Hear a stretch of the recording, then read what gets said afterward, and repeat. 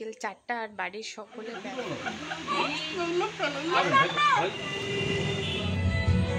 নমস্কার বন্ধুরা, কেমন আছো তোমরা সকলে? দেখো সকাল সকাল কিন্তু বাড়ির সমস্ত কাজ কমপ্লিট করে পুজো দিয়ে রেডি হয়ে গেছি। এখন আমরা যাব দাদুর বাড়ি।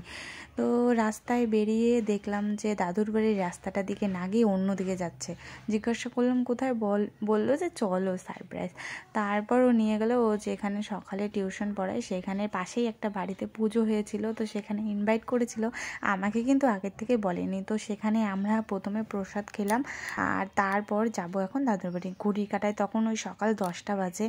আর আজকে এত পরিমাণে রোদ হচ্ছে, মানে কি আর বলবো। তো কালকে পুজো ছিল, কালকে যেতে পারিনি, কেননা বাড়িতেও রাস্তাটা দেখো এত পরিমাণ আর বলবো। মাথায় হেলমেট দিয়েছি, তাও মায়ের দর্শন করলাম। প্রত্যেক বছর আমি দাদুর বাড়িতে পুজোতে থাকি, অঞ্জলি দেই, উপোস করি। আর এবছর থাকতে পারলাম না, তো মায়ের এখানে এসেই চোখ দিয়ে জল বেরিয়ে গেল। এখানে মাকে প্রণাম করে চলে গেলাম বাড়ির ভিতরে। আর এদিকে গ্রামবাসী মোটামুটি সবারই খাওয়া দাওয়া কমপ্লিট, কেননা দাদুর বাড়িতে থেকে কিন্তু ওই ভোরবেলা ভোর কীর্তন আসে, তখন থেকে প্রসাদ বিতরণ শুরু হয়। আর খুব সকাল সকালে কিন্তু মানে এই ধরো 11টা 12টার মধ্যে সবার প্রসাদ খাওয়া শেষ হয়। তো আমরা তো এক জায়গা থেকে প্রসাদ খেয়ে আসলাম, তাই জন্য কিন্তু একটু লেট করে বসেছি। এই দেখো খাওয়ার প্যান্ডেলটা করেছিল এইদিকে। তো এখানে দেখো একটা মামা আর ভাইও খেতে বসেছে, আর সাথে আমি আর আমার বর। খুব সামান্য পরিমাণে কিন্তু প্রসাদ নিয়ে নিলাম। এখানে খিচুড়ি, বাঁধাকপির ঘন্ট, পায়েস, লুচি, সুজি নিয়ে বসে পড়লাম। আর আমার মা কিন্তু এসেছিল দাদুর বাড়িতে পরশুদিন, আর আজকে সকালবেলায় কিন্তু বাড়ি চলে গিয়েছিল, কেননা বুনু আবার বাড়িতে আর কি একা, আর একটু অসুবিধাও আছে বাড়িতে, এই জন্য আজকে সকাল সকালই বাড়ি চলে গিয়েছিল।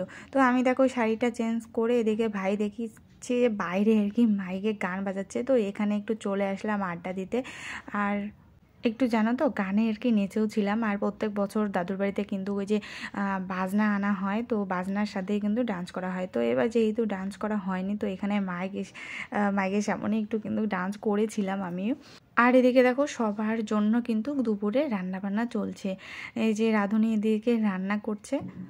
আজকে রান্না কিন্তু সবগুলোই নিরামিষ রান্না। তো এখন কড়াই বর্তমানে আছে আলু, পনির, পটল দিয়ে একটা রসা। আর এই রসাটা সত্যি বলতে কি দুর্দান্ত হয়েছিল, কিন্তু টেস্টি। তো এদিকে দেখো সব হয়ে গিয়েছে প্রায়, ধরো ডাল, ঘন্ট, ভাত। তো এগুলো এখন বাড়ি নিয়ে যাওয়া হবে, কারণ মানে এইটা বাইরের ঘরে কিন্তু রান্না করছে, আর বাড়ির ভিতরে খাওয়া দাওয়াটা হবে। আর এই যে দেখো এদিকে বর্তমানে প্যান্ডেল ফাঁকা, তো এখানে আমরা খাবো না, বাড়িতে এগুলো নিয়ে যাওয়া হবে। তো এই যে তোমাদেরকে ফুল ভিডিওটা করিনি রান্না শেষে, তাই জন্য ফটো দেখিয়ে দিলাম। এখানে আছে শাক ভাজা, বাঁধাকপির ঘন্ট, তারপর পনির রসা।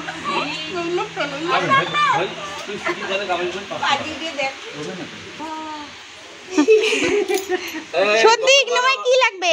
ইয়ে নাই, তরকারি নেই কিছু?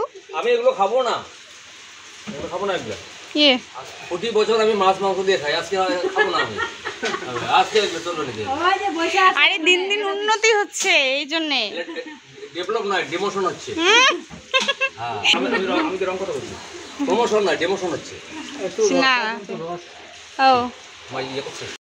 আর এখানে বসেছে আমার 4 মামি, ওইদিকে মামার ছেলে, ভাই, মানে সবাই একে একে খাওয়া দাওয়া করছিল। আর আমার বরমশাই এখন ঘুম গিয়েছে। তা আমি যেহেতু এখন একটু খেতে দিলাম সবাইকে, আর একটু ডান্স করেছিলাম, ঘেমে গিয়েছি, তাই জন্য ভাবছি একটু পরে খাবো, স্নানের পরেই। বাড়ি থেকে যেহেতু সকাল সকালে স্নান করে বেরিয়েছিলাম, তাই জন্য আবারও কিন্তু গরম লেগে গিয়েছিল। দেখো স্নান করে আমার খাওয়া দাওয়া কমপ্লিট, আর সবাই যে যার মতো ব্যস্ত, এই জন্য কাউকেই ঠিক মতো ভিডিওতে নিতে পারছি না। তো এখানে আমার বরমশাই দিদার সাথে গল্প করছে, আর আমারও খাওয়া দাওয়া কমপ্লিট। এখন বাজে বিকেল 4টা, আর বাড়ির সকলে ব্যস্ত।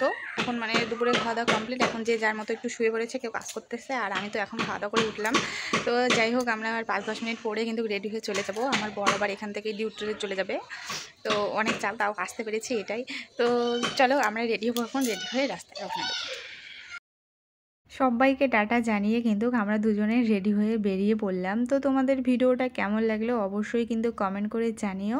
আরও দেখা হবে নতুন একটা ব্লগে। আর আগামী কালকে তো আরও ভাইফোঁটা, তো সবাইকে জানাই অগ্রিম ভাইফোঁটার শুভেচ্ছা ও ভালোবাসা। টাটা।